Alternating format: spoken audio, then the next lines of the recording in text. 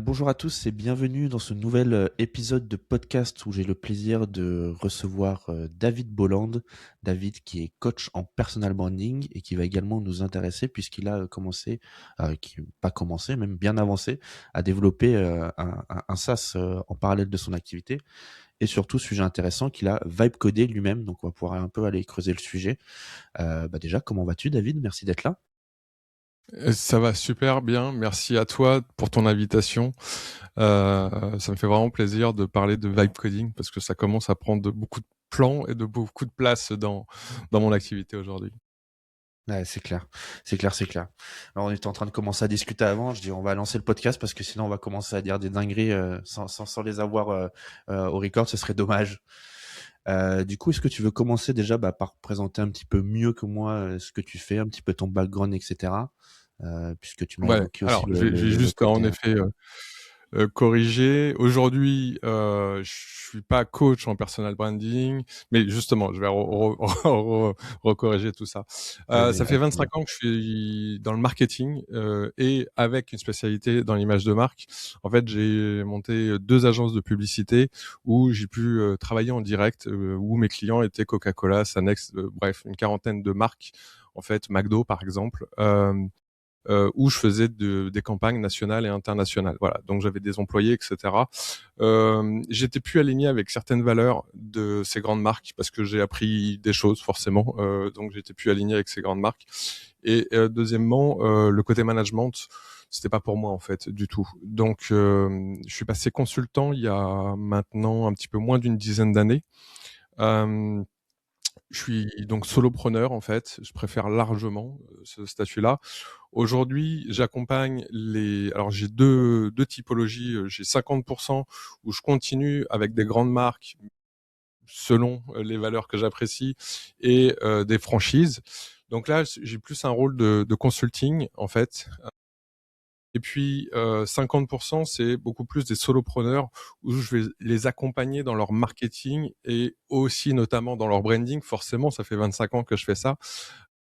Voilà pour voilà pour en 2 minutes mon parcours.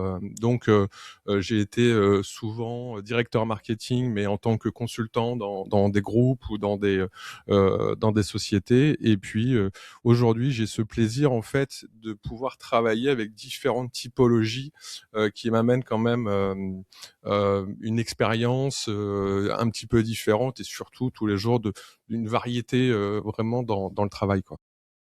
Trop bien, trop bien. Donc effectivement, c'est un peu plus global au marketing, contrairement à ce que je disais quand même. Intéressant.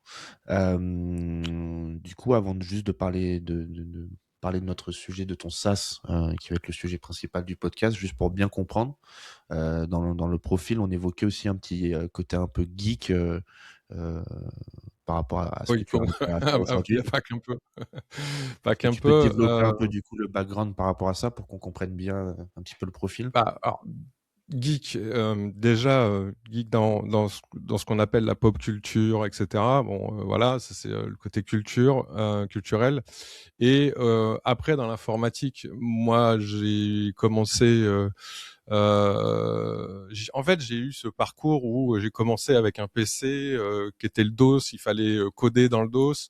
Ensuite, Internet, il fallait coder en HTML parce qu'il y avait que ça en fait. Il y avait rien d'autre. Donc j'ai vu toute cette évolution. Je me suis adapté à cette évolution et je pense que c'est ce qui m'a permis de justement de pouvoir bien avancer malgré que j'ai pas de diplôme, j'ai aucun diplôme et en fait c'était ok parce que justement j'étais toujours dans l'innovation, j'étais toujours dans l'actualité de ces innovations et à travailler ces innovations. Donc par exemple au tout départ quand j'ai eu 16 ans, les premiers sites, hein, mais vraiment là je te parle d'un internet préhistorique, les tout premiers sites, personne n'en faisait. Personne ne savait comment faire. Et donc, moi, ça m'a permis de vendre un site à l'époque entre 10 et 20 000 euros. Mais 3 pages, quoi. 3 pages aujourd'hui HTML que tu pourrais voir. Mais quand tu as une demande qui est forte parce que personne ne sait le faire, forcément que ton offre elle peut être très haute. Et c'est à partir du moment à chaque fois qu'il y a des nouveaux outils, que tout le monde s'y met, que tout le monde est sur le marché, que là, il faut se réadapter justement pour essayer de trouver des nouvelles innovations afin d'être pas le seul, mais voilà, le peu de personnes qui peut faire justement ce travail ou un certain marché pour arriver à fournir une offre beaucoup plus conséquente que voilà, quelqu'un qui sait faire ça depuis 5 ans, 10 ans, etc. Donc ce côté geek, je l'ai toujours eu. Chez moi, tout est automatisé, tout est à la voix, toutes mes lumières partout, tout mon chauffage partout, tout est à la Ok. voix. Donc voilà, c'est ce côté un peu geek que j'adore, automatiser les choses. En fait, utiliser la technologie pour ce qu'elle est et pour la rendre, pour rendre notre vie beaucoup plus simple, beaucoup plus efficace, tout simplement. Et pour bien comprendre dans ton utilisation, est-ce que c'est plus que tu... Bon, ça, on a bien compris que globalement, tu avais toujours un train d'avance, ce qui est, je pense, J'essaye, je le dis pas ultra... toujours, mais Ouais, j'essaye. souvent. Mais ultra pertinent et aussi courageux parce que je sais que c'est un asset qui est pas forcément évident sur des nouvelles innovations comme ça à avoir pour tout le monde. Mais pour bien comprendre, du coup, sur ce terrain-là, est-ce que c'est que tu utilisais les outils qui étaient mis à disposition sur le marché comme sur les sujets dont on va évoquer, on peut penser à des outils no-code, etc.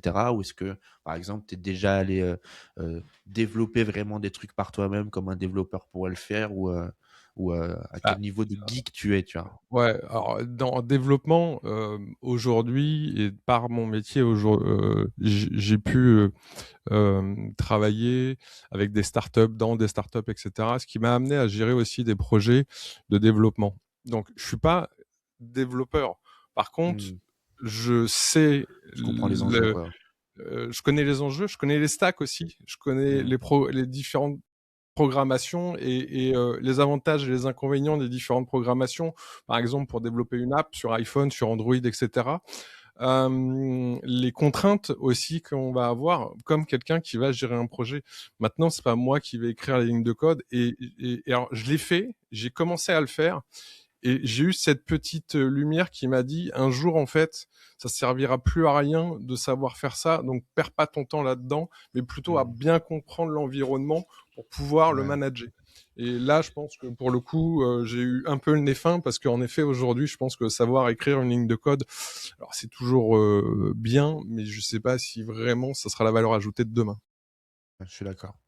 Mais du coup, effectivement, tu as quand même bien cette culture et compréhension du domaine, ce qui est un asset important, je pense, dans ce que tu fais aujourd'hui. Et justement, donc si on vient à notre sujet, c'est quand on parlait dans ton activité de consulting, donc tu as développé un SaaS qui s'appelle MyShot Pro. Tout à fait. Est-ce que tu peux nous en dire un peu plus sur ce qu'il fait par rapport à ton activité, peut-être la jeunesse du projet, comment ça t'est venu? Alors, MyShot Pro, c'est un SaaS qui permet d'obtenir une photothèque illimitée, mais simplement et sans prompt. Voilà, c'est ça le truc. En fait, la jeunesse du projet, c'est tout simplement que pendant 2 ans, j'ai pas créé de contenu parce qu'il fallait que, à un moment, dans la création de contenu, pour la communication, je faisais appel à un photographe. Ce photographe, on faisait des séances de shooting pour avoir quand même des photos de qualité. Entre 15 et 20 photos me coûtaient entre 800 et 1 200 €. Donc, t'imagines à l'année. Euh, alors certes, tu peux prendre aujourd'hui ton iPhone, je suis d'accord, mais quand même. Après, j'ai essayé, donc j'ai arrêté pour une raison de finance, hein, bien entendu. Euh, Ensuite, j'ai essayé par moi-même un temps incroyable, une qualité que je pouvais pas supporter en fait, qui était négative pour moi. Et donc je me suis posé la question aussi bien pour moi que pour mes clients parce que je voyais mes clients galérer à chaque fois, par exemple pour leur photothèque quand je leur disais bah voilà pour ton site, pour ton tunnel, il faut de la photo quoi en fait, que ça soit aussi bien de l'objet que du personal branding, de l'e-commerce ou du personal branding. Et donc je me suis dit et la technologie était là. Euh, je vais essayer de créer justement un SaaS, un outil qui va permettre d'obtenir des photos. Vraiment, le déclencheur, ça a été de me dire, je vais voir si on peut faire de l'analyse et du rétro-engineering sur une image qui est déjà là, pour pouvoir la reproduire pas exactement pour des questions de droit, etc., mais pour reproduire une ambiance, afin d'avoir une ambiance professionnelle. En faisant les tests, je me suis aperçu que c'était possible, qu'il y avait un truc, et donc là, j'ai dit, allez, let's go, quoi. Voilà, tout simplement. Ok. Donc le projet, pour le pitcher très rapidement, c'est qu'à partir d'une photo, d'un selfie, d'iPhone, d'Android, etc., de smartphone, on peut générer une photothèque illimitée de photos professionnelles. Alors je parle de selfie, mais ça marche aussi en effet pour le e-commerce. On va chercher une photo qu'on apprécie soit sur Google, soit sur Pinterest. Et d'ailleurs, c'est ce que je conseille. On copie la photo de Pinterest, par exemple, on la met dans MyShot Pro. MyShot Pro va analyser toute l'image, toute l'ambiance, les bokeh, ce qu'on appelle les focales, etc., etc. Va le retraduire en prompt et on a juste à cliquer sur générer pour avoir une photo professionnelle. Et puis, t'imagines bien qu'aujourd'hui, avec l'évolution euh, des différentes des différents nano banana, etc., AI, forcément que on a une qualité qui devient incroyable. Ouais, ouais, j'imagine. Bah, de toute façon, ça s'est vu hein, au moment où ce genre d'API est arrivé. Hein, il y a beaucoup d'outils qui se sont lancés et d'autres qui ont quand même bien augmenté en Et, qualité. C'est assez. et mon positionnement, si tu veux, pour vraiment que tout le monde comprenne bien, c'est d'être entre l'IA classique, générative, Gemini, ChatGPT, etc., où là, faut mettre un prompt, sinon, de toute façon, t'as pas de photo de qualité. Euh, entre ça et des grosses usines à gaz comme Xfields, etc., où c'est vraiment dédié aux créateurs de contenu, parce que c'est insupportable. Si t'as pas une Mhm. formation en fait dans la plateforme, c'est compliqué et c'est cher aussi. Donc moi, mon positionnement, il est entre les deux. C'est pour l'entrepreneur qui veut en 30 secondes sa photo ou ses photos pour son site web, etc., qui veut pas se prendre la tête et qui veut surtout pas écrire de prompt parce qu'en fait, son métier, c'est pas quelqu'un, c'est pas un technicien, c'est pas un prompteur. Hein, son métier, c'est un Ouais. entrepreneur à la base. Hein. Ça, faut pas l'oublier.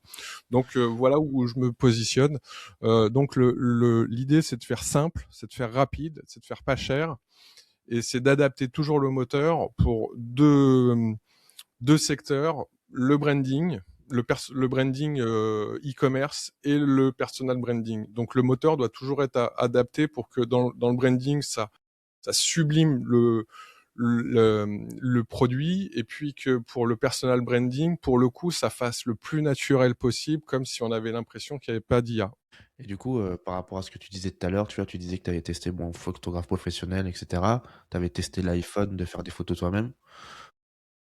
Pour le coup, par exemple, tu vois, entre l'IA et, enfin, parce que j'imagine pour monsieur tout le monde qui connaît pas grand-chose, tu vois, ça pourrait se poser la question de, entre toi, ton outil qui génère ces images et, par exemple, une photo, un shooting que tu pourrais faire à l'iPhone, c'est quoi les avantages inconvénients, tu vois, pourquoi ce serait potentiellement mieux d'aller vers un Match Shot Pro, par exemple, tu vois, parce que de l'extérieur, on pourrait se dire que c'est peut-être un niveau qui, pas le même rendu final, mais équivalent, tu vois.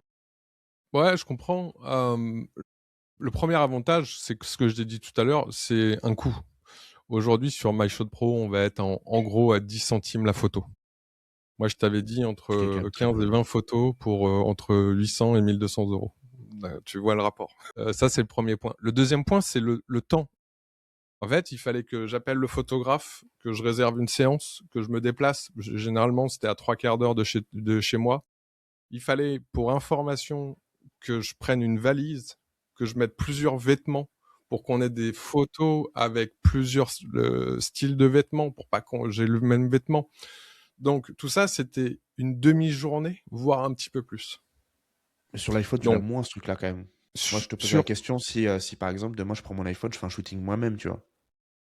oui, ah non, mais alors là, je t'ai indiqué parce que tu me posais Parce aussi que la ça, question on est sur d'accord qu'avec un photographe le professionnel, il n'y a pas photo, le voilà. gap est gigantesque. Sur l'iPhone, je suis pas photographe en fait. Et je pense que les outils sont incroyables. Tu peux faire des belles photos. Encore une fois, si t'es pas photographe aujourd'hui, on a des outils qu'on maîtrise pas, quoi. Un photographe va maîtriser vraiment ce qu'il y a dans un iPhone, par exemple. parce qu'il va comprendre comment. Je te donne un exemple, la règle des tiers en photo, par exemple. Il y en a plein qui vont pas l'utiliser, ils vont prendre leur appareil, ils vont shooter. Mais si tu n'utilises pas la règle des tiers en photo, bah c'est un peu dommage, quoi. Donc il y a plein de règles comme ça avec les bokeh, etc. Et justement, dans MyShot Pro, j'ai intégré toutes ces notions-là. Donc l'idée, oui, de temps, en effet, tu peux le faire, mais quand moi je faisais mon contenu pour Instagram notamment, franchement la qualité elle était pas là, quoi. Elle était dégueulasse. En fait, j'avais ce gap entre le shooting pro et moi qui faisais de la photo, et je me disais c'est pas normal, quoi. Je peux pas. Et donc pendant 2 ans, j'ai plus communiqué sur Instagram à cause de ça, parce que ça manquait de qualité. D'où l'idée de refaire en fait ou de faire un SaaS qui me permettait d'obtenir des photos en illimité sans arrêt quand je voulais. Et par exemple, ce truc de plus avoir fait de contenu à cause de ça, est-ce que c'est parce que tu penses qu'il y a vraiment un sujet sur le marché où c'est vraiment nécessaire d'avoir cette qualité-là, ou est-ce que c'est parce que toi, tu es un peu rigoureux aussi et Non, difficile c'est entre pas guillemets envers nécessaire. toi-même et du coup, parce que Ouais. moi je me pose la question, tu vois, du 80-20 dans cette production-là, tu vois. Non, c'est pas nécessaire. Je suis d'accord avec toi, mais je trouve quand même, moi en tout cas, j'ai eu cette habitude-là. Je suis Ouais, pas. Il y a aujourd'hui une génération qui est née avec un iPhone dans les mains et qui est née avec un contenu basique. Moi, ma culture, j'ai commencé avec des grandes marques où la moindre photo qui ouais, je avait le comprends. Ouais. moindre petit truc, on me disait non, non, c'est pas bon pour ce que ceci et parce que cela. Et je les comprenais en fait. Et c'est ça qui m'a amené à ce niveau de professionnalisme. Aujourd'hui, peut-être, oui, comme tu dis, il y a ce 80-20. Mais justement, j'essaye de trouver une Ouais, solution professionnelle ouais. avec les outils d'aujourd'hui, avec la techno d'aujourd'hui, sans perdre de temps et sans perdre d'argent. Voilà. Ouais, c'est clair que MyShot Pro, ça te permet d'avoir un rendu qui soit quand même bien meilleur sans pour autant avoir un investissement de fou, quoi. Il est pratiquement de que dalle, oui, forcément. Ouais. Trop bien. Et donc, du coup, bon, bah, si on vient sur le sujet, donc ce SaaS, donc, bah, tu l'as lancé, j'imagine, initialement sur la base de tes clients à toi. Euh, Oui, tout à fait. c'est un SaaS que tu as voulu vibe coder. Est-ce que pour toi, c'était très clair dès le départ que c'est toi qui allais tout faire ou tu as peut-être testé d'autres options Non, non, c'était clair que j'allais tout faire dès le départ. et c'était un moment où l'IA était déjà bien avancée sur le sujet, j'imagine? Alors, pour tout te dire, c'était en septembre 2025. Donc, ouais, c'était quand même. Alors, Il y avait l'IA était déjà un là, petit sujet, quoi. Ouais. mais ça va tellement vite que Ouais, c'était pas le il y a eu niveau beaucoup d'aujourd'hui, hein. d'évolution, Mais ouais. vraiment, il y Ouais, avait ouais. pas, il y avait beaucoup de choses qui peinaient encore. Hmm. Et du coup, comment ça s'est passé un peu les débuts, si tu veux raconter un peu ta démarche Ouais, derrière ça? j'ai cherché donc des solutions en me documentant sur YouTube notamment.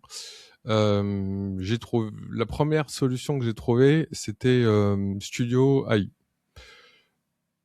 Super.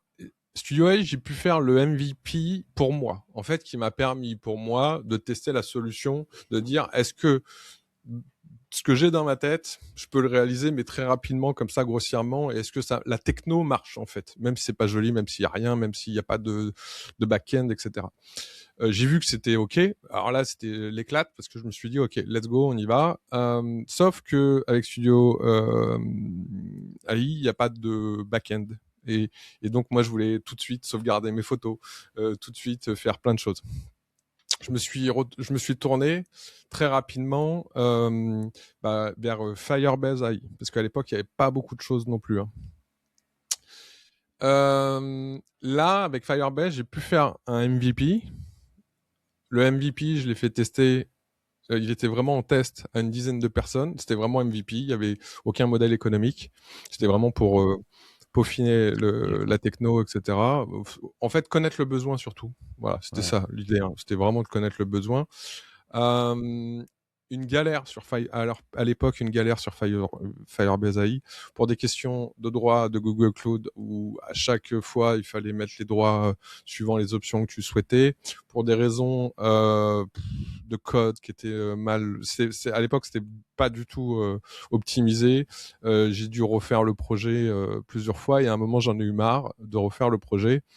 Donc j'ai changé de plateforme et j'ai tout refait sur Lovable en fait. Et sur Lovable, je voulais un truc simple parce que je m'étais vraiment pris la tête sur Firebase en back-end.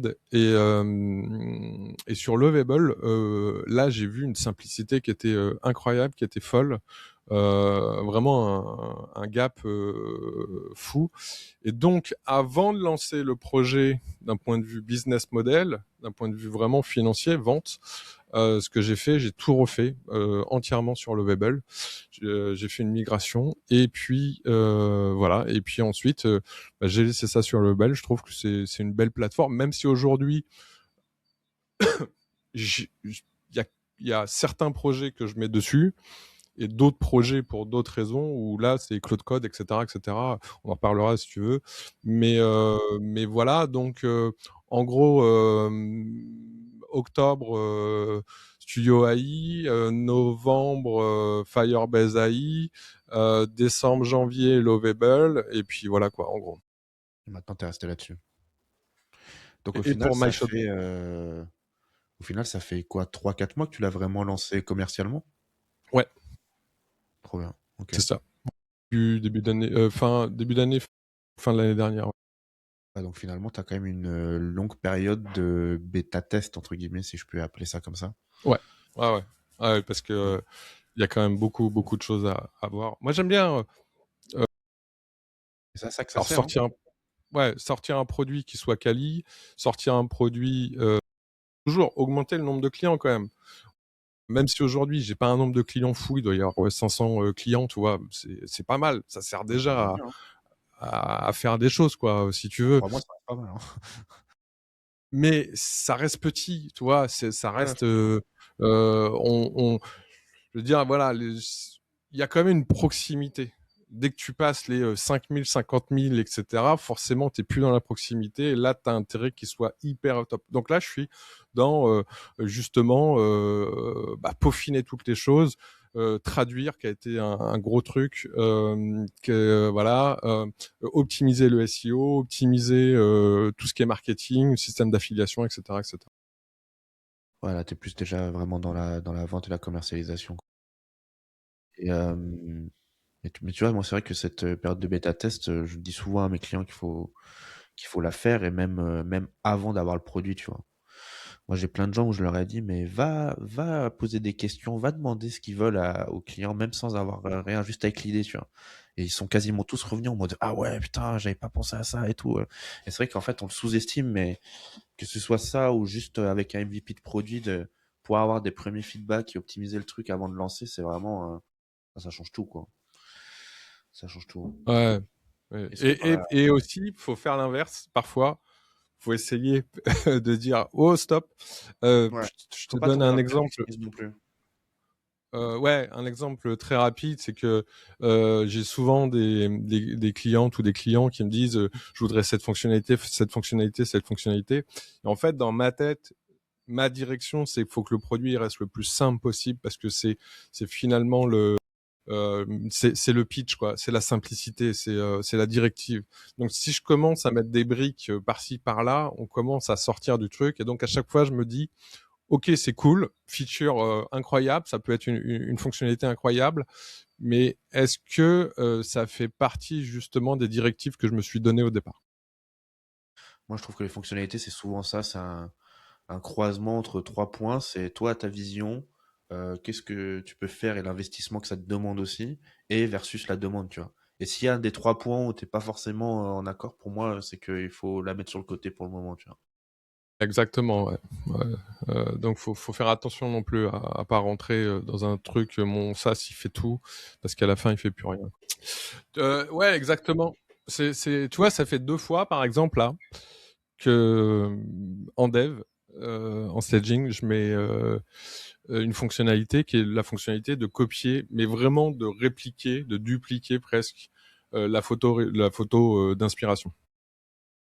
Et je vais jusqu'au bout.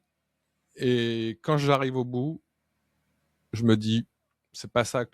Voilà, je me dis toujours, c'est une fonctionnalité de trop, une fonctionnalité de plus. Ça marche pas aussi bien que je le souhaite.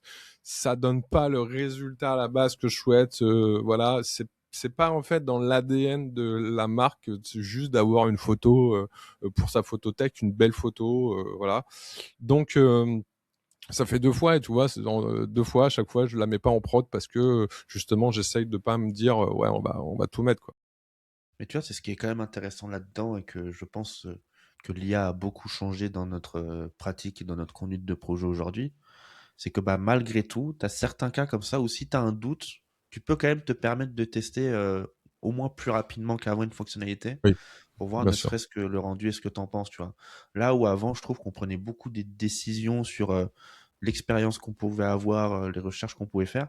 Là, je trouve que tu peux tester de manière beaucoup plus concrète avec beaucoup moins de risques et je trouve que c'est vraiment chouette aussi pour ça, quoi, l'arrivée Carrément. de l'IA. Les itérations sont tellement rapides maintenant que forcément, bah, tu vas quoi, tu testes. Mais à la fois, c'est le danger, c'est que les itérations sont Ouais, tellement rapides que tu as envie de tester tout et tu as envie de tout mettre. Alors que, en effet, avant, c'était un brainstorming, c'était d'évaluer vraiment les avantages, les risques, etc. Le coût aussi, le temps. Euh, et je pense qu'il faut pas tomber dans cette erreur de dire, allez, je vais mettre plein de features. Non, déjà, il faut que les features de base, elles respectent l'ADN, elles respectent le besoin du client. Et il faut mieux faire une chose bien que 20 choses pas bien. c'est certain.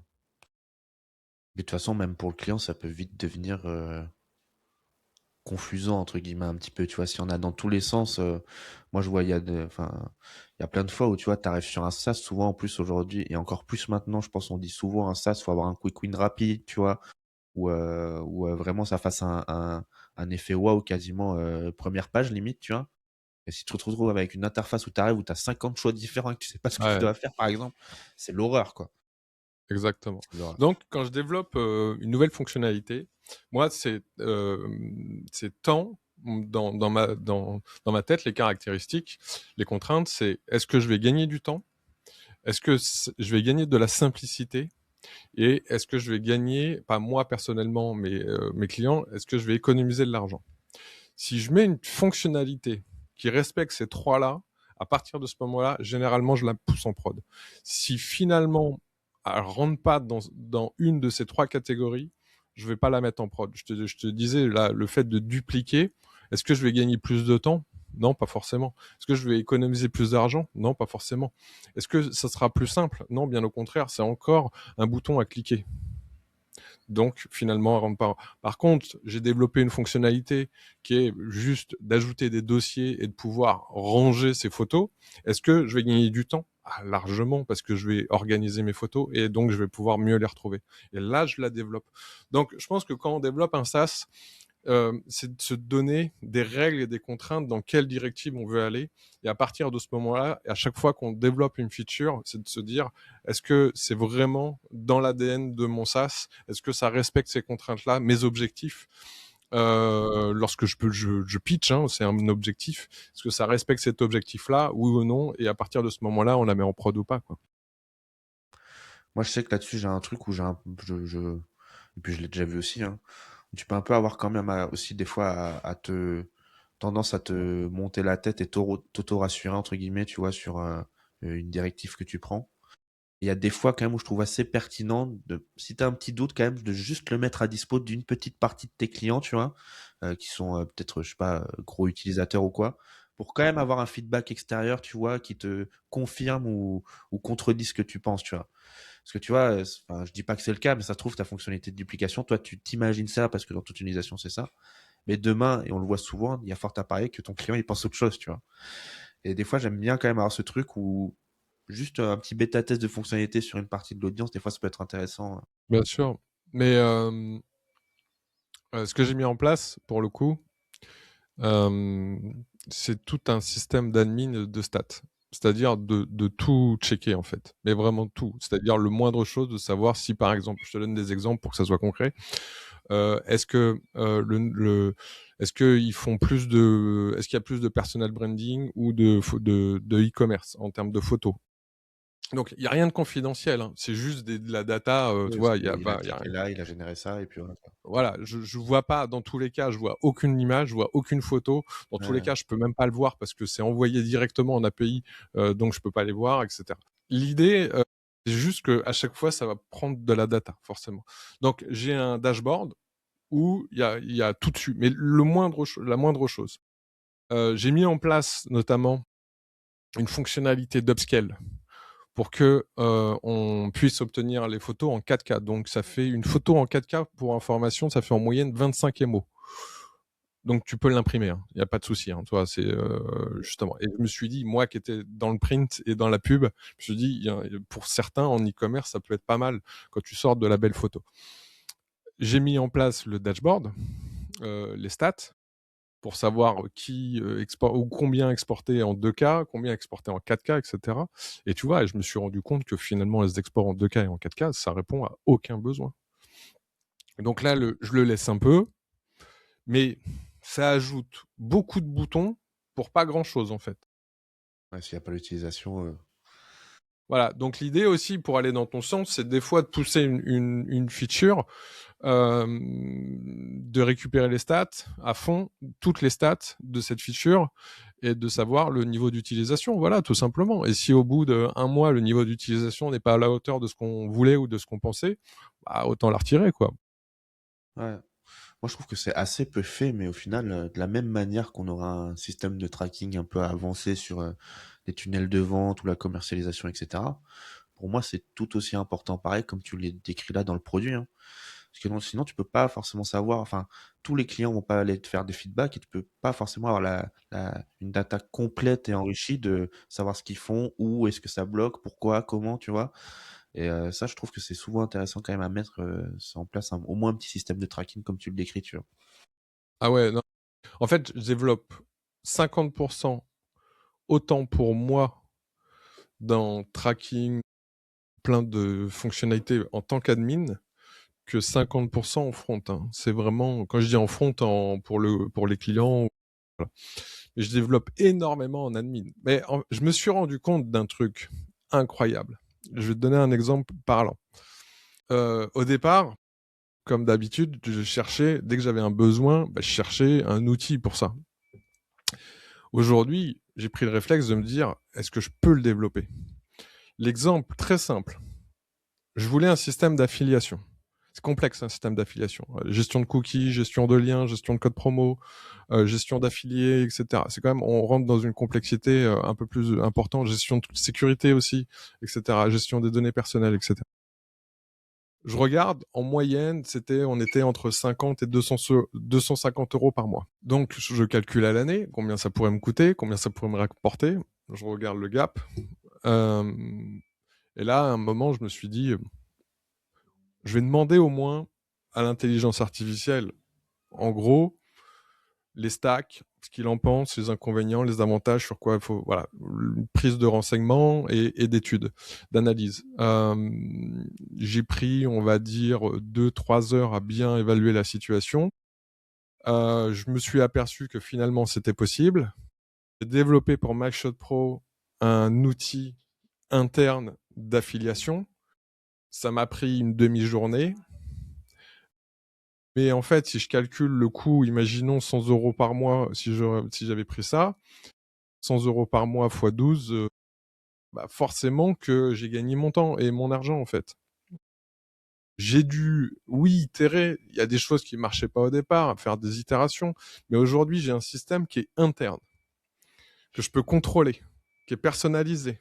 Si j'ai envie de rajouter dans mon système d'affiliation une fonctionnalité, je peux le faire.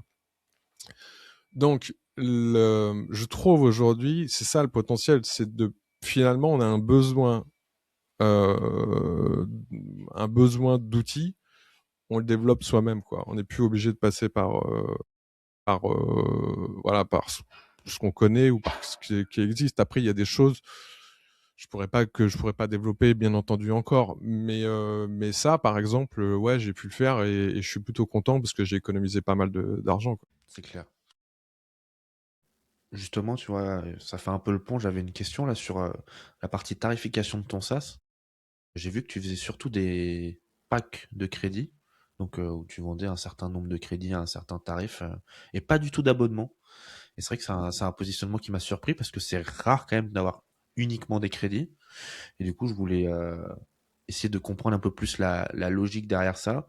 Et en même temps, si tu peux aussi expliquer comment tu as réussi à définir les tarifs, notamment par rapport au, au, au coût variable qu'on peut avoir enfin, à cause ou dû à l'IA, qui est souvent un sujet, tu vois. Euh, je te laisse. J'en ai marre, je le dis, même si je vais sortir là un nouveau produit avec abonnement, mais c'est parce que je suis obligé. Mais sinon, j'en ai marre de payer des abonnements, en fait. Et je pense que les gens en ont marre. J'ai étudié la situation. Les gens en ont vraiment marre parce qu'ils se rendent compte que finalement, aujourd'hui, toute leur trésorerie, elle passe, quand je dis professionnel, trésorerie, c'est aussi bien professionnel que personnel. Mais ça fait forcément que, vu que la culture et vu que tout le monde fait ça, bah, on stack de l'abonnement dans notre trésorerie. À force, ça pèse énormément, même si c'est des petites sommes. Donc, pourquoi j'ai fait ce choix? Pour justement avoir un positionnement fort et différent. Voilà. Il existe plein de SaaS avec abonnement. Moi, je préfère quelqu'un qui soit content du service et qui revienne et qui repaye des crédits. Et en fait, je me suis aperçu que j'ai des clients, ils repayaient des packs de 20 euros plusieurs fois par mois. Donc, si je leur avais fait un abonnement à 20 euros par mois, qui est la base, ils ne auraient pas repayé plusieurs packs en fait de crédit. Tu vois le truc. Donc, ça me permet de me détacher d'un point de vue positionnement. Pourquoi j'ai un positionnement? Tu payes ce que tu consommes. Point barre. Et aujourd'hui, je pense que ça, c'est un véritable positionnement que j'assume, qui me fait vraiment plaisir et que on me dit c'est cool, on n'est pas obligé d'avoir un abonnement. Je te donne un exemple. J'étais utilisateur de Pixels, qui est une IA pour faire des vignettes YouTube. J'ai arrêté. Pourquoi? Parce que ce système d'abonnement me gonflait. En fait, ils auraient laissé des crédits. Je pense que j'aurais continué, tout simplement. Voilà. En plus, maintenant, t'en as même qui ont un peu le truc à cheval où tu payes un abonnement pour être crédité de crédit au fait tous les mois. Oui, ouais. Mais Ce qui est pas mieux attention, dans ta logique, hein, mais c'était pour mettre l'exemple comme ça. l'utilisateur, faut pas le prendre pour une chèvre, en fait. On est tous des utilisateurs, on est tous des êtres humains. Moi, ce que je fais, en fait, ce que je vais faire pour les utilisateurs, à la base, je le fais pour moi. Donc, vu que ça me gonfle les abonnements, pour mes clients, je mets pas d'abonnement. Sauf si vraiment je suis obligé, pour plein de raisons que j'expliquerai ensuite. Comment on calcule le coût des crédits? Bah, tout simplement comme un produit, hein. Tu prends tes charges, tu prends tes charges d'API, tu prends tes charges variables et tu fais une moyenne sur l'année et tu mets ta marge que tu souhaites. Et au contraire, en fait, moi je trouve que j'avais plus de facilité j'ai plus de facilité à contrôler mon prix par un pack que par abonnement. Parce que par abonnement, vu que la consommation elle est variable, tu C'est vrai. sais pas. Alors que par le crédit, elle est pas variable. C'est de toute façon, quand quelqu'un fait une génération ou une modification, je sais combien ça me coûte en gros. Et je sais combien je lui facture. Donc c'est simple de calculer ses marges, au contraire. Ouais, mais c'est que tu arrives à avoir un tarif relativement fixe sur tes générations d'images, quoi. Bah, une génération d'images aujourd'hui, c'est un tarif qui est en règle générale qui est assez fixe, ouais. C'est intéressant. Donc bah, derrière, tu rajoutes tes coûts qui sont que dalle hein, aujourd'hui de structure. Quand je dis de structure, pas de structure Ouais, de stack tech. On va dire voilà. Et puis c'est que dalle aujourd'hui. Donc hmm, hyper intéressant. Si on revient maintenant un petit peu sur le sujet vibe coding, euh, j'aimerais savoir un petit peu si toi, tu as vu des sujets ou si tu as eu tes expériences où ça t'en a un peu fait baver, où tu as vu des limites quand même par rapport à ce que toi tu étais capable de faire là-dessus, ou pas du tout? Il est là le truc, c'est ce que je t'ai dit tout à l'heure, c'est que maintenant, tu as un besoin, tu fais du vibe coding en fait. Alors faut pas tomber dans le truc, je peux tout faire. C'est ce que je me dis, hein. Mais c'est dur parce que les possibilités sont tellement énormes quand même que et là, je l'ai vu là avec mon nouveau projet, on en parlera certainement, de me dire j'ai pu faire ça. Je pensais pas, mais du tout, du tout, du tout. Donc ouais, c'est plutôt non. Pour l'instant, je vois pas de limite. Alors des fois, par moment, je sais pas pourquoi, sur une fonctionnalité, sur un besoin que j'ai, je vais prendre beaucoup de temps, je vais bloquer, je vais pas, ça va galérer, je sais, mais on a tous connu ça, vibe coding, quoi. C'est, voilà. Le problème de plateformes comme le Webull, à partir du moment où tout se passe bien, où tu fais des itérations, où tout se passe bien, c'est parfait. C'est même magique. Vraiment, c'est magique. Parce que la différence aujourd'hui avec Cloud Code et sans voilà, c'est que l'itération elle est tellement rapide, quoi. T'es pas obligé de mettre en, quand je dis l'itération, c'est que c'est la mise en place du système est tellement rapide, t'es pas obligé de mettre toute ta stack de serveurs, Vercel, de routeurs, etc., de sécurité, bref, tout ce que on connaît. Là, tu dis je veux ça, ça le fait, et en fait tout le reste est mis en place automatiquement. Par contre, l'inconvénient, c'est que dès que tu te prends 2-3 murs, comme ça, tu sais pas pourquoi, ça veut pas. Tu galères et là tu bouffes du crédit parce qu'eux ils ont un système de crédit. Du crédit, ça coûte très cher et donc là faut faire attention, quoi. Voilà, c'est les limites en fait. Est-ce que tu penses que c'est accessible à tout le monde quand même, le vibe coding? Ouais. Ma fille de 10 ans, je pense qu'elle peut le faire et ça serait cool que je la mette dessus, quoi. Mais vraiment, quand je dis, mais vraiment, quand je dis ça, c'est pas une image, hein, en fait. Ouais, C'est- non, mais je vois très bien l'image, mais c'est que j'essaie de challenger un peu le truc parce que toi, tu as quand même enfin, une connaissance et un côté tech assez gros, tu vois, par rapport à la normale. Et je sais pas, enfin, j'ai un doute sur le fait quand même que tout le monde arrive aussi facilement à produire ce genre de choses, quoi.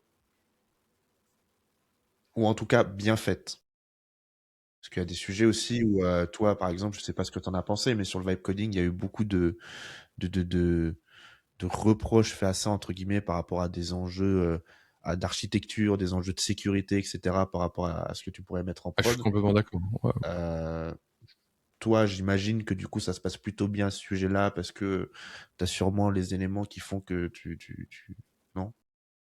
Je te dis non. Alors, je te dis non. Je suis pas un expert de la sécurité. Et et si on parle de sécurité en vibe coding, on peut aller très très très loin, quoi. Toi, c'est Ouais. qui a fait pardon un SaaS où d'un point de vue sécurité, il est à 300%. C'est rare, hein, franchement. Ça a l'air ça a l'air rasca, ouais, on est d'accord. Tu mets un hacker derrière, il te défonce, quoi. Vraiment. Donc est-ce que voilà. C'est un Maintenant, juste milieu quand même là-dedans, quoi. Je veux dire, alors je comprends ce que tu dis. Je comprends. En fait, j'ai un niveau de conscience. C'est la différence. C'est-à-dire, je pense qu'avec un peu d'expérience, j'ai ce niveau de conscience de savoir ce qui est possible, le temps que ça peut prendre, les avantages, les inconvénients et les différents problèmes qui vont pouvoir être devant moi. Quelqu'un, je reprends le cas de ma fille par exemple, forcément que oui, elle va faire un projet. Oui, c'est possible qu'elle fasse son projet, etc.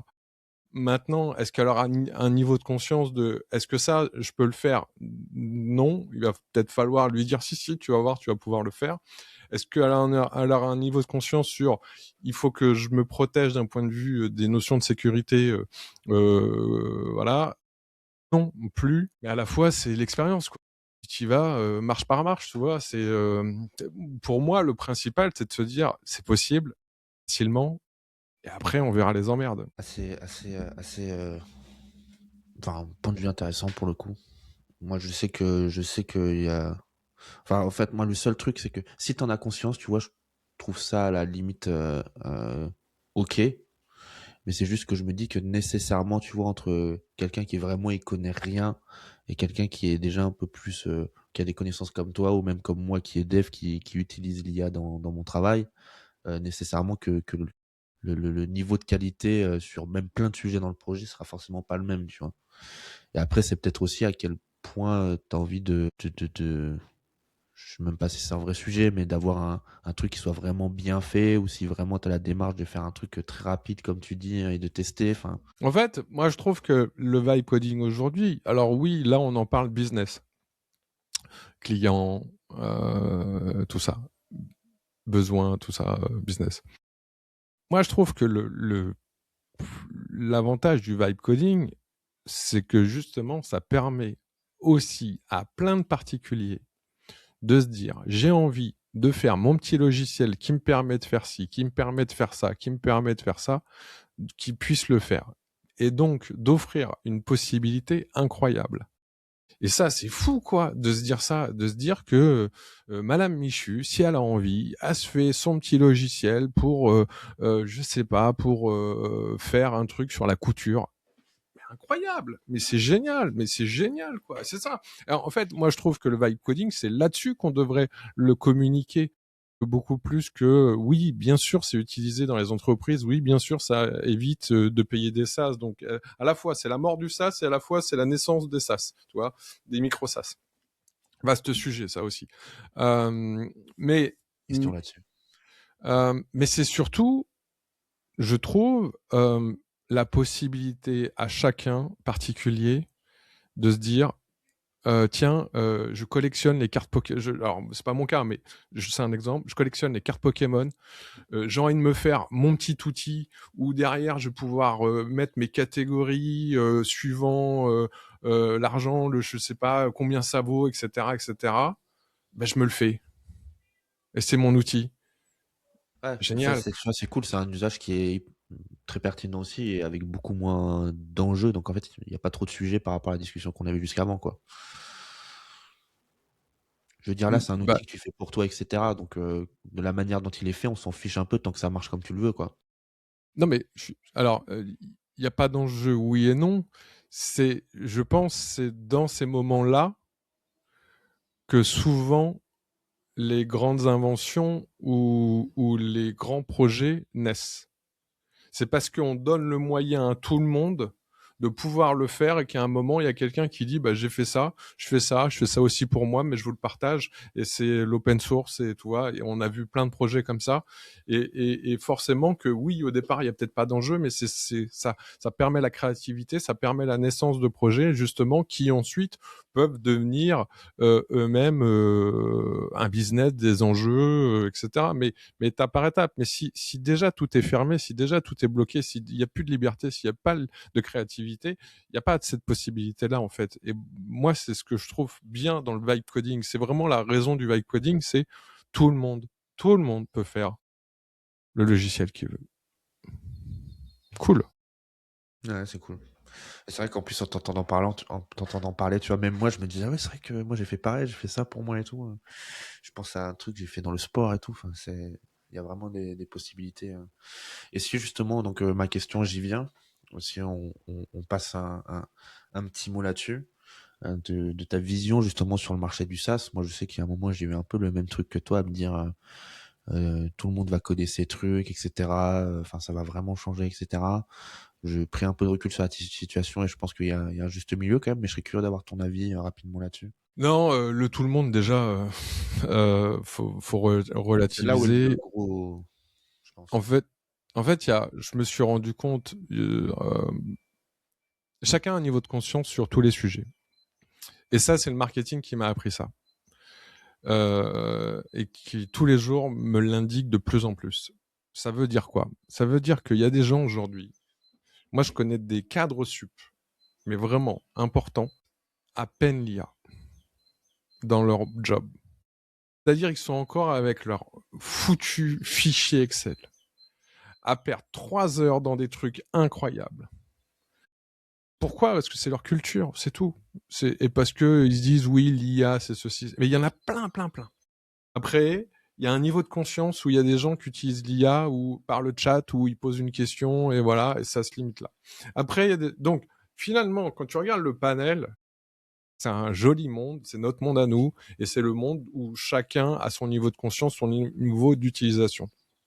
Quand on me dit, David, pourquoi je devrais utiliser MyShot Pro alors qu'il y a Gemini et Gemini, Claude, ChatGPT, parce que je sais que tu vas galérer avec ces logiciels-là, parce que moi, au départ, j'ai galéré. Tu peux utiliser Claude, tu peux utiliser ChatGPT, tu peux utiliser Gemini, mais tu verras, tu auras plein de contraintes, mais vraiment plein de contraintes. Tu n'auras pas le résultat attendu. Donc, oui, il y a un outil pour ça. Pourquoi je dis ça? C'est que dans tous les cas, il y aura toujours du monde qui n'auront soit pas conscience de ce qui existe, soit qui vont pas utiliser véritablement ce qui existe. Et donc, il y aura toujours de la place pour ceux qui seront en avance sur la techno. Et en fait, ça fait 25 ans que je fais ça, comme ça. Donc, aujourd'hui, je commence à comprendre ce système-là, d'être toujours un petit peu en avance sur les autres. Et quand toi, par exemple, toi, Hugo, tu connais énormément de choses sur l'IA, sur les stacks, sur etc., sur la techno, faut savoir qu'en fait, tu es dans le 0,5%. Mais vraiment, quoi. Alors forcément, toi, tu regardes sur Instagram, tous ceux, j'imagine, tous les comptes que tu suis, etc., ils sont tous à fond IA, ils sont tous... Beaucoup, ouais. Mais ça, c'est ton écosystème, c'est ta vérité, limite. Ouais, c'est ton monde. Mais ton monde ne représente qu'une toute petite partie, véritablement, des gens, du business, etc. Donc, il reste une place qui est incroyable. Donc, pour conclure, à mon sens, c'est vrai que le gros SaaS, comme on avait, et je vais sortir des gros trucs comme SAP, etc., c'est fini. Aujourd'hui, ce que les gens veulent, c'est un outil pour une fonctionnalité, donc une niche. Ils font cette fonctionnalité, ou ils utilisent plutôt cet outil pour cette fonctionnalité, et basta. Un outil qui fait tout, j'y crois plus. C'est plus ma vision, ou j'y crois plus. Par contre, un outil qui permet d'économiser de l'argent, de gagner du temps, toujours. En fait, c'est le propre du business, c'est toujours d'économiser de l'argent, de gagner du temps, d'aller plus vite. Voilà. Donc, si tu fais un outil sur une micro-niche par rapport à ça, bah forcément que je pense que tu auras des utilisateurs, en fait. Voilà. C'est pas la mort du SaaS, au contraire, c'est la naissance du micro-SaaS pour moi. Mm. Ça, tu vois, c'est un truc que moi, je l'ai pour le coup capté il n'y a pas si longtemps, et en partie à cause de ce truc de l'arrivée de l'IA, où je pense que mon métier, comme sûrement beaucoup d'autres, sont un peu fait challenger par rapport à ça, de par tous les changements que ça a apporté, et même par rapport à la vision de ce qu'on pouvait amener sur le marché, hein. Et je pense qu'il y a vraiment ce truc-là que j'ai compris, que tu décris, de dire, mais en fait, ce que toi, tu sais, que tu imagines, c'est genre vraiment une petite portion du marché, quoi. Il y a des tonnes de gens autour de toi qui savent pas le quart de ce que tu sais faire, tu vois, et ça servira toujours. Et le parallèle que j'ai fini par me faire, et qui, je pense, n'est pas complètement déconnant, c'est que finalement, même dans le cas où tu aurais des gens qui auraient conscience de ce qui est possible de faire, par exemple avec l'IA aujourd'hui, dans certains cas, la friction est tellement grosse que j'ai l'impression que, bah, tu vois, ça va faire un peu à la même époque que quand les premiers outils no-code sont arrivés, tu vois. On disait tous pareil, bah ça y est, les outils no-code sont là, tout le monde va utiliser ça, les devs vont être morts, tu vois. Et au final, la réalité, c'est que il y a plein de gens qui sont allés payer des gens pour utiliser les outils no-code, en fait, parce que bah, la friction d'apprentissage, etc., était trop grosse. Et je pense qu'on se retrouve un peu au final dans le même schéma. C'est juste que bah, il faut peut-être euh, réajuster la cible, en fait, tout simplement. Complètement. Complètement. Moi, la chance, l'opportunité que j'ai, c'est que j'accompagne tous les jours. Toi, cet après-midi, j'ai encore 3 séances de coaching. Hier, j'en avais 2, etc. Donc, tous les jours, je suis devant ces entrepreneurs. Et je sais, je connais leurs limites, je connais leur potentiel, leur niveau de conscience. Tu vois, quand je dis je connais pas tout, mais j'en parle, je communique. Contrairement peut-être à un codeur qui va rester dans son dans son monde de coding, ou développeur, dans son monde de tech. Moi, c'est l'humain. je parle à l'humain. Et donc, je le vois, tous les problèmes qu'ils rencontrent techniques. Mais des fois, des problèmes techniques, rien que d'ajouter un DNS sur leur registre, pour leur nom de domaine, rien que ça, tu verrais le nombre d'entrepreneurs qui n'y arrivent pas. Et c'est là où tu te dis, mais il y a des autoroutes en fait. Sur plein de sujets, il y a des autoroutes. Moi, quand je monte MyShot Pro à des entrepreneurs, je ne parle pas à des devs, à des entrepreneurs, on me dit, mais c'est incroyable quoi. Alors que pour moi, c'est normal, c'est basique. Aujourd'hui, c'est pas que ça me fait plus rêver si tu veux, mais tu comprends, j'ai dû générer, je pense, un peu plus de 10 000 images hein, avec tous les tests. Donc forcément que maintenant, de voir une magnifique image, alors des fois ça m'arrive encore, mais pour eux, ils sont là, waouh, mais c'est possible quoi. Ça, Et ça, le fait de parler, de communiquer avec de l'humain, des gens différents de soi, c'est important et je le conseille à beaucoup, beaucoup de devs. ouais, c'est clair. Moi, j'ai un pote qui m'a mis le mot là-dessus et pour terminer sur ce sujet-là que j'ai trouvé assez pertinent. Ça doit sûrement être connu de certains, mais que ce soit, tu vois, dans notre métier de prestataire de service ou de coach ou même par rapport au stage, je pense que ça va être valable. En fait, on ressent un peu ce truc du syndrome de l'expert, tu sais. C'est que plus tu montes sur un sujet en compétence, plus tu considères que ce que tu sais, c'est normal. Et donc, plus C'est tu ça. penses que ce que tu vas apporter ou partager, du coup, eh ben, tu vas pas apprendre grand-chose aux autres, tu vois. Alors qu'en fait, bah, c'est tout le contraire. Je pense que ça c'est à garder en tête dans nos activités parce que ça arrive bien plus souvent qu'on le pense et c'est une réalité, mais pour autant, c'est en même temps, comme on le disait, un sujet à prendre avec du recul, quoi. Ouais, mais complètement. Et vraiment, c'est important. C'est super important. Écoute, David, pour terminer ce podcast, je te propose qu'on traite notre dernier sujet. Tu m'as évoqué un nouveau projet sur lequel tu étais en train de travailler, que tu voulais évoquer un petit peu. Pour le coup, j'en sais pas du tout plus, donc je te laisse présenter un petit peu le sujet comme tu le sens. Et puis, Ok, ça marche. Alors, vu que MyShot Pro, si tu veux, aujourd'hui, bon, voilà, j'ai lancé justement un système d'affiliation, je l'ai mis en plusieurs langues. Bref, aujourd'hui, il est quand même assez peaufiné, même s'il me reste deux, trois petites choses, il fallait que je trouve un nouveau jouet à obtenir, à faire, etc. J'accompagne beaucoup d'entrepreneurs, et justement, c'est le fait de parler que tu vois le besoin, en fait. J'accompagne beaucoup d'entrepreneurs qui utilisent System.io. Et leur, une des problématiques, c'est qu'aujourd'hui, ils me disent, moi, j'ai fait ma page par Claude, par exemple, ou par ChatGPT, mais quand tu l'importes dans System.io, c'est une section HTML. ouais. Donc non modifiable parce que forcément le builder il est interne et propre. Donc là, ce que j'ai fait, c'est que j'ai fait une IA, un plugin qui permet de transformer une page HTML en section modifiable dans System.io directement. C'est-à-dire que tu as une page HTML et tu as toutes tes sections modifiables. Donc pour ça, qu'est-ce qu'il a fallu faire? Et là, forcément, Lovable ou quoi, tu peux pas, c'est impossible. Il a fallu faire un rétro-engineering du builder de toutes les fonctionnalités. Il a fallu voir comment pouvoir injecter tout ça en toute sécurité, en toute légalité aussi. Donc là, ça m'a pris un petit peu plus de temps, un petit peu plus de ressources, un petit peu plus de compétences, comme tu peux l'imaginer. Donc d'ici, je pense, 2-3 jours, je vais sortir,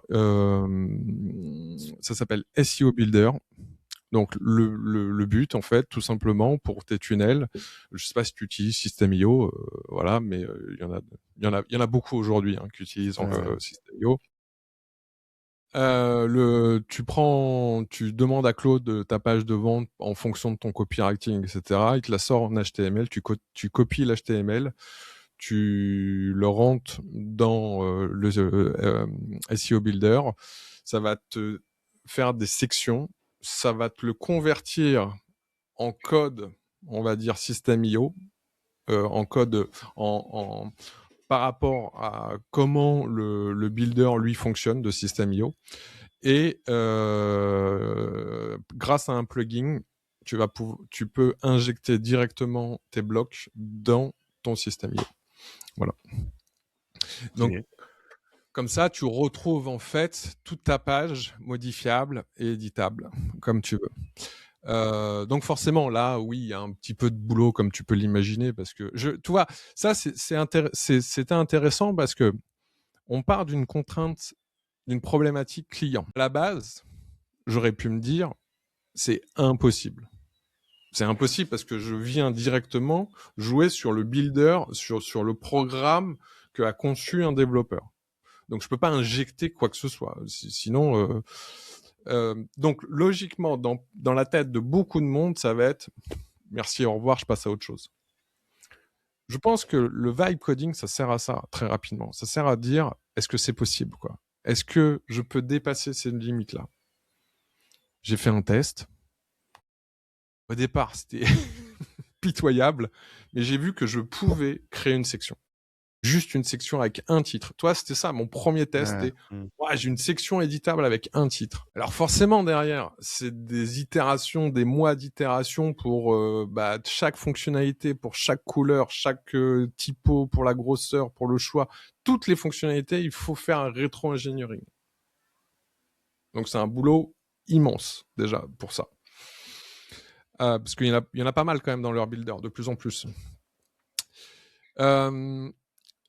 Et là, à partir de ce moment-là, tu te dis que finalement, pas tout est possible, mais presque. Donc, pour tous ceux qui font du vibe coding, j'ai envie de vous dire, testez, allez-y. Si vous avez une idée, faut pas se limiter à notre manière de penser. Faut pas se limiter à se dire non, j'y crois pas. Non, faut tester. Techniquement, faut tester quoi. Au départ, franchement, j'y croyais pas. Ouais. Je me dis c'est pas possible que je puisse injecter des sections dans System.io et que ça me le remette quoi. C'est et ça la tech m'a donné tort au départ et aujourd'hui je suis plutôt content. Donc c'est un outil que je sors d'ici 3 jours. Il va y avoir une liste d'attente. J'ai encore 2-3 petites choses à c'est pas des petites choses à peaufiner, c'est encore quelques petites propriétés, mais rien du tout à Par rapport au peaufiner. reste, j'imagine que c'est minime. Ouais, c'est minime, voilà. Et en fait, là, pour tout te dire, je suis sur la page de vente.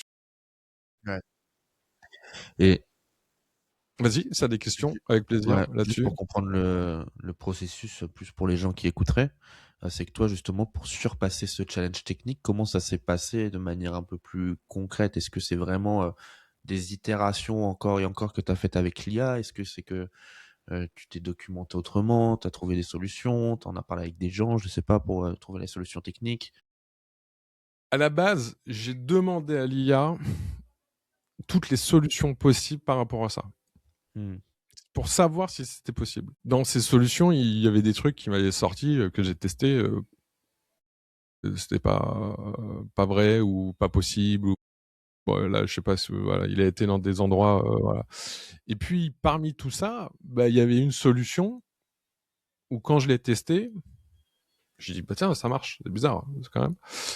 Donc voilà, en fait, c'est surtout j'ai toujours, il y a depuis 25 ans, moi je suis à l'ancienne, donc tu sais, c'est analyse des informations.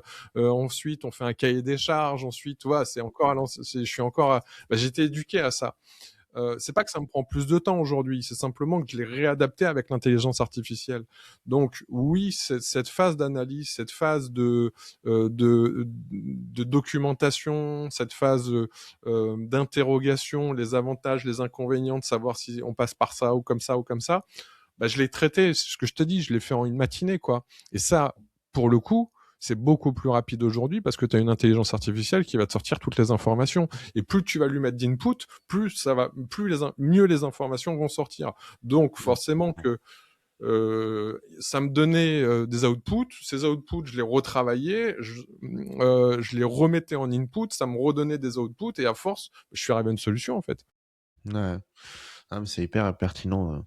J'ai un autre pote aussi, je décrirai pas le projet parce que c'est un peu plus privé, mais qui m'a raconté exactement la même histoire, quoi. Il avait un truc un peu challengeant techniquement à faire. Et pareil, itération sur ce que lui proposait l'IA. Il a testé 5 solutions différentes. À la sixième, c'était la bonne. Et voilà. Voilà. Ouais. C'est Et ça aussi que ça permet l'IA, quoi.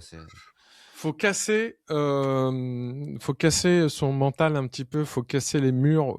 En fait, on se crée nous-mêmes nos propres murs. Quelqu'un qui utilise très peu l'IA, c'est parce qu'il a des murs et c'est tout, quoi. Voilà. Et je pense, et c'est pour ça que je te parlais de créativité, de liberté tout à l'heure, parce que finalement, moi, c'est ça qui me fait kiffer. Hein.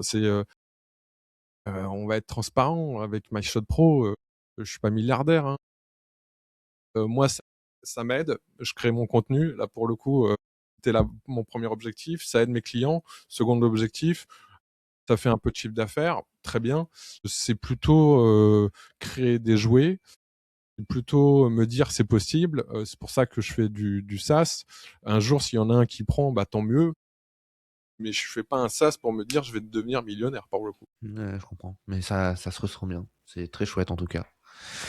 Bah écoute, de toute manière, je pense que quand l'épisode sortira, il y a fort à parier que tu aies sorti ton nouvel outil. Donc on mettra le lien en Le- description avec plaisir Avec pour ceux plaisir. que ça Ouais. intéresse et MyShot Pro aussi.